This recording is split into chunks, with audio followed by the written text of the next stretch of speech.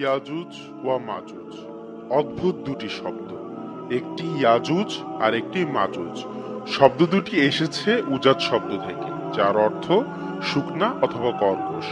অন্যটির উৎপত্তি আল আজ থেকে, এর অর্থ শত্রু খুব দ্রুত চারদিক থেকে হামলা করে। ইয়াজুজ ও মাজুজের চরিত্র এমনই হবে, অর্থাৎ তারা অত্যন্ত রুক্ষ ও কর্কশ স্বভাবের এবং তাদের আক্রমণ থেকে কেউই জীবিত পালাতে পারবে না।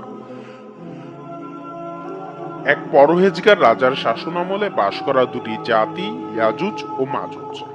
যে রাজাকে বলা হয় দুলকারনাইন। দুলকারনাইন অর্থ দুই শিংওয়ালা মানুষ। সেই রাজার মুকুটে দুটি শিংয়ের মতো ছিল বলেই তার এই নাম, এমনই ধারণা মুফাসসিরিনদের। দুলকারনাইন ছিলেন খুবই ক্ষমতাধর এক শাসক। তিনি ছিলেন ঈমানদার।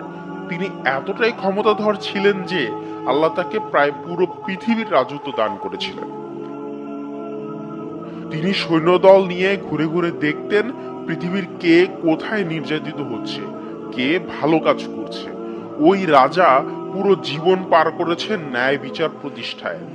তার এমনই এক ভ্রমণ সম্পর্কে আল্লাহ বলেন, তিনি এতটাই দূরে চলে গিয়েছিলেন যে এরপর আর কোনো মানব সভ্যতা ছিল না।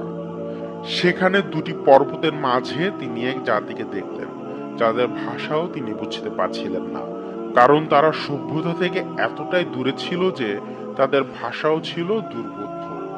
তারা ইশারা ইঙ্গিতে দুলকারনাইনকে বলল, ইয়াজুজ ও মাজুজ আমাদের উপর অনেক অত্যাচার করছে, তারা আমাদের হত্যা করছে, আমাদের উপর জুলুম করছে।